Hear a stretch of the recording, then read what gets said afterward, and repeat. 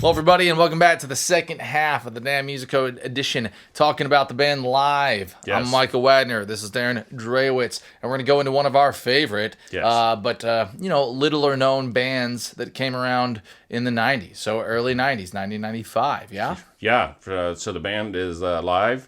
This is part two of a decade of discussion from 1995, and we both like this band, and we think they probably did not get their due because of all the heavyweights that were out during that time. Yeah. So we're going to pick one song and dissect it from a music theory and lyrics and sound and everything else there is to talk about this song. Do a little between the sheets on That's it. right.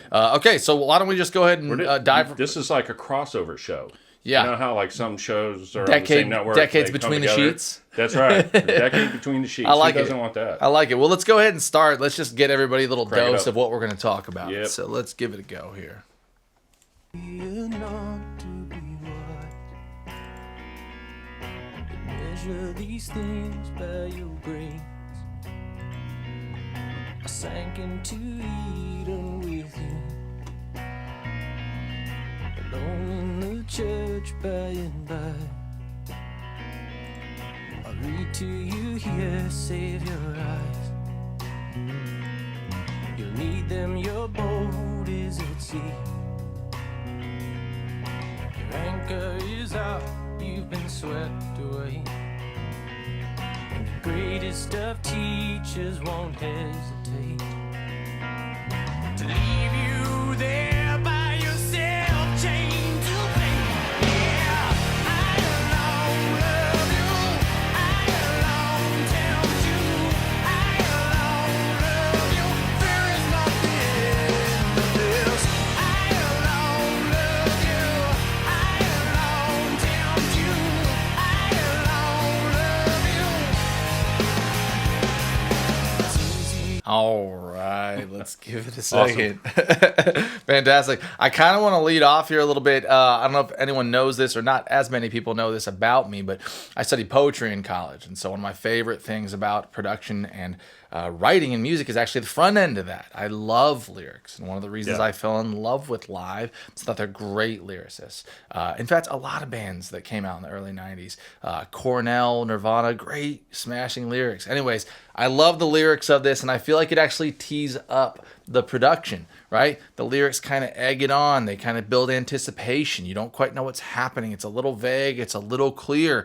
While he builds that energy, and then it goes into I alone. Yeah. Right? I alone as the chorus hits with really just some power chords, just some big power You define guitars. the production also too in terms of the delivery of the playing and the singing. Yeah, Because yeah. he definitely sings in a very push-pull way. Even in the video, when we're talking about the song, but even in the video, he rocks back and forth. Agree. And Which I think is a little symbolic Agree. of what this song is. Because this song is about identifying your own spirituality in a place and rely on yourself and find something that works for you versus relying on the word. Yeah. But even and he not a sings- love song, but a love song to the bigger than, the greater, Yes. the greater love song.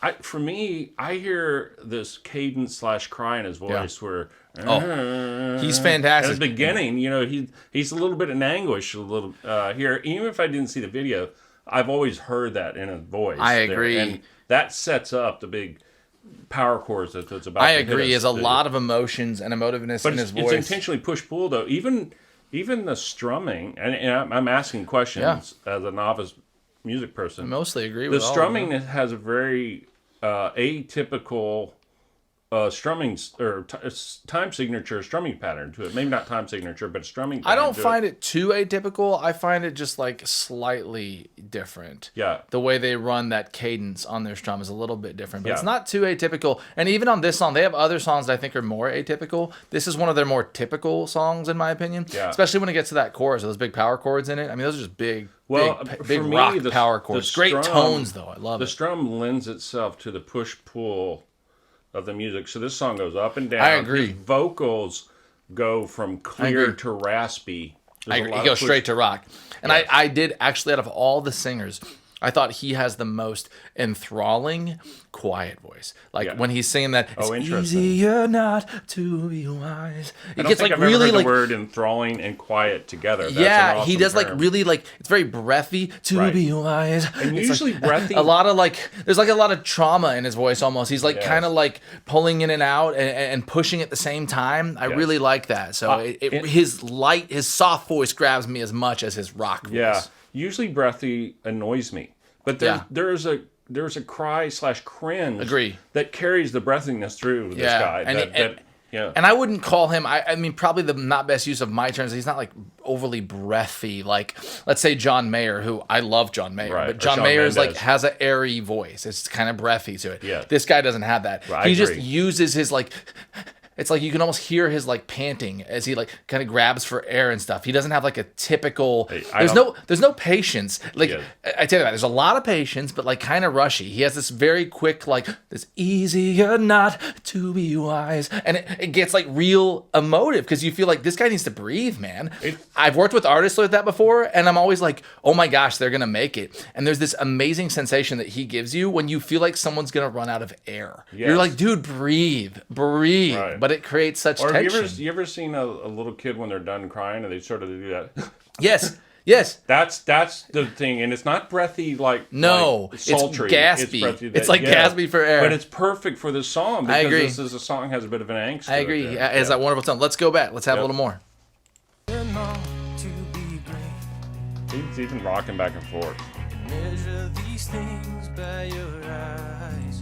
They long to be here by his resolve. This is great touch. Really great touch. Judged by and by. Understated. Agreed. To cradle the baby in space. Just the right amount of crazy too. Yeah. Leave you there by yourself, chained to me. Yeah, I alone love you. I alone tempt you. I alone love you. Fear is not the end of this. I alone love you. I alone tempt you. I alone love you. Yeah.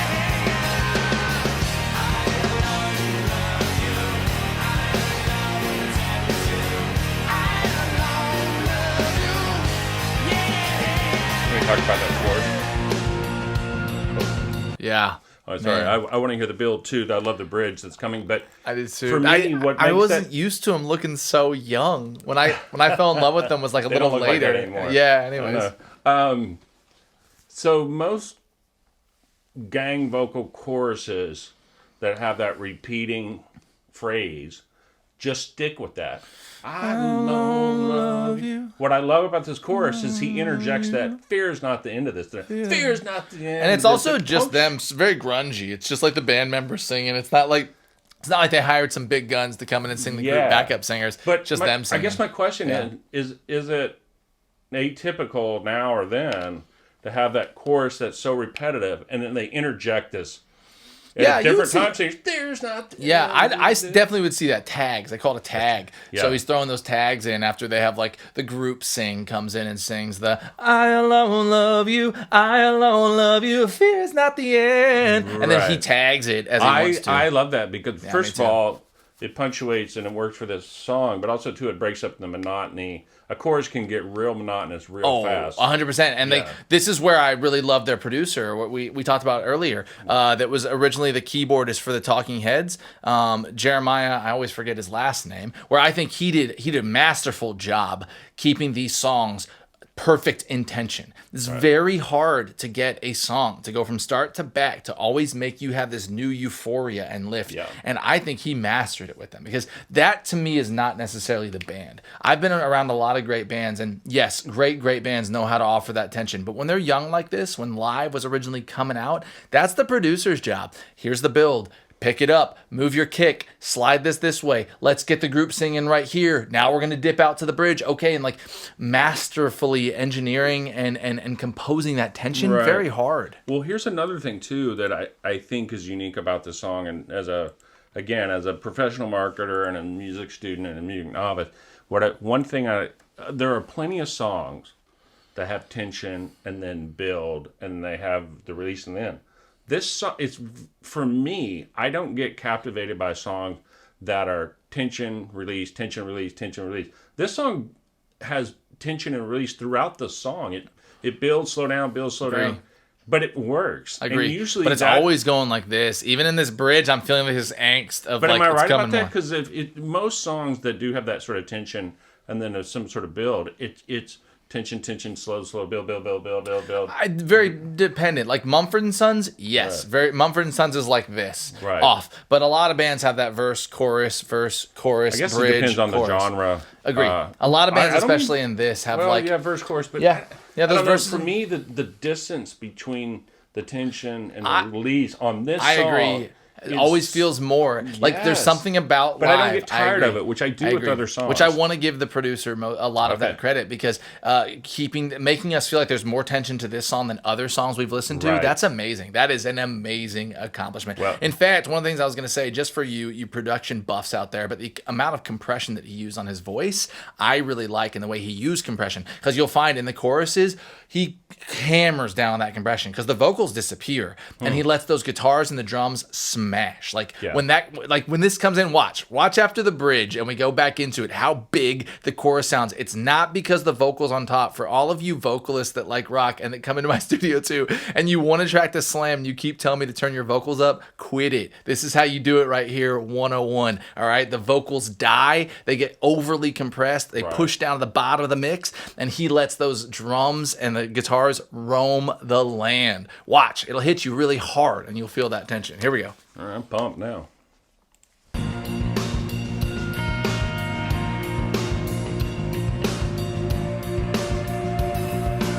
Oh, now took it back too far. Only love can save us now. All the rhythm that you burn, oh, come running back to you. All the rhythm that you had, only love can save us now. All the rhythm that you burn, yeah, yeah, yeah. I don't love you. I don't tempt you. I don't love you. There is nothing. I mean, those guitars are so big.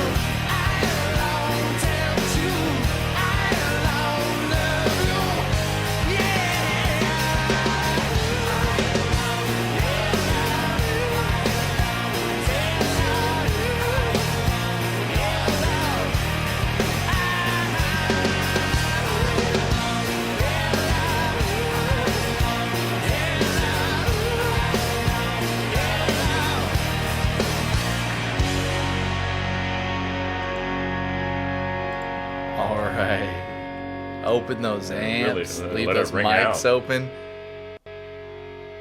I think they give it a good 20 seconds. Watch. That's some stain right there. The feedback. Feedback. Correct. Now let's cut it. Yeah.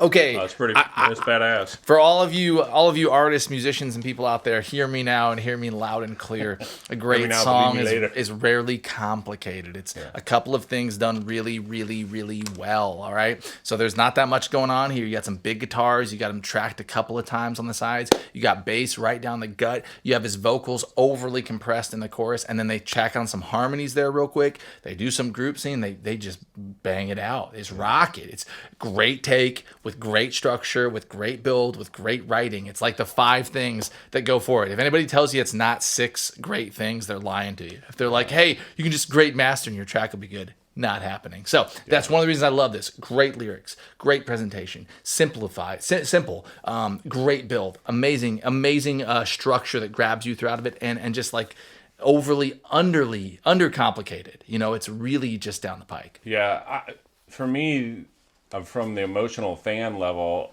you know, the song starts off in a kind of a haunting feel, Yeah. and the end of the song is a very cathartic feel. Yeah, It's a big release. It Like is, it feels it like is. I have a huge release. Takes you Again, on I laugh, I cried, I never wanted to say goodbye. there it Yeah. is. Again, I really want to give credit to the production around that. Now, you have nothing without the band, and you have nothing without a song, but getting you to feel as a listener that you have that release, that euphoria at the end, which I feel, that's very hard. Yeah, Hard. VH1. I looked this up right before we turned it on. VH1 listed this the 62nd best song of the '90s. It should be much higher. I'm sure. I'll bet Lightning Crashes. If this made it to 62, I'll bet Lightning Crashes is in there. Because I think Lightning Crashes is better than this song. The whole album. Well, is I like awesome. it more. It's Let's one put of it that way. This is like I said. This is the only album of alt rock I probably bought in the actual '90s. Sure. There, yes, I like Lightning Crashes. I also like Selling the Drama, which is my me too. favorite song on that album. Everything is good. It's great. It's great. Okay. And I always, whenever I'm listening to Pandora or Spotify and they come on, whether I know man. that song, I immediately know it's them. For one, Yeah. that you listen to Pandora is funny, but I like it. But when I I do. find them on Spotify, I I'm like not it. listening. I'm not follows listening to it. iHeart or You know what's AOL. amazing about Pandora? It's like Vegas. There's like a little bit of a risk reward to it. Like Yeah. Spotify, because Spotify has the same things. Like you can go Yes, and listen to right. playlists, or you can even listen to radio and stuff. But Right. the idea of Pandora that you never get it back, it like exists in the ether. Yes. There's some weird magical thing. Like you tell me, as a marketer, what is that? Like why? Why does that from have a- a draw to me still? Like Well, from a listener, because it's kind of annoying. I Have have you to listened to it recently? I only get We're to getting go off topic, but yeah. I only have to go like 5 in I advance. think the I haven't. intelligence of it in the last year or so has gotten better. Okay, That it is identifying. it's wiser and smarter. I think so. It's more dialing into the channel I've created. Does and it still charge you monthly, and does it allow you a minimal amount of skips, or do you pay like what? I only do the free one. right, so yeah. you have to get commercials and everything too. Yeah, right? but it's That's great. 2 in an hour. Dude, no, like knowing that still exists and people are still listening to it is amazing for musicians. I'm like, you mean I have a shot at it? Like I get paid off of a stream? Because as artists, we make all of our money in other fields: licensing, placement, commercials, playing shows. We don't make money off our streams unless you're like king of Pandora, the if you want to castle. sponsor our show, Let's you go, feel free to do it. Pandora! Well, Sell those commercials, Pandora. Well done. All right, right, well, we've got way off live- topic. Live, we want you to know that you have some fans We in love you. Austin, Texas. If this stupid pandemic ever goes away, Come you to come us. Austin. We'll be there. Come to us. I'm feeling hopeful. I'm Yes. feeling alive again. Yeah, we'll rally the troops and come see us. We will. We definitely will. 1995. What a set of 5 years, man. Wild Pretty 5 crazy. years. Wild 5 years. Thank you guys so much for watching. Smash that subscribe below. I'm Michael Wagner. This is Darren Drewitz. We're talking live today. Follow along. Ask us whatever you want. Comment. Make fun of us. Or just like hang around. Yep. See you in the next video. All right, later.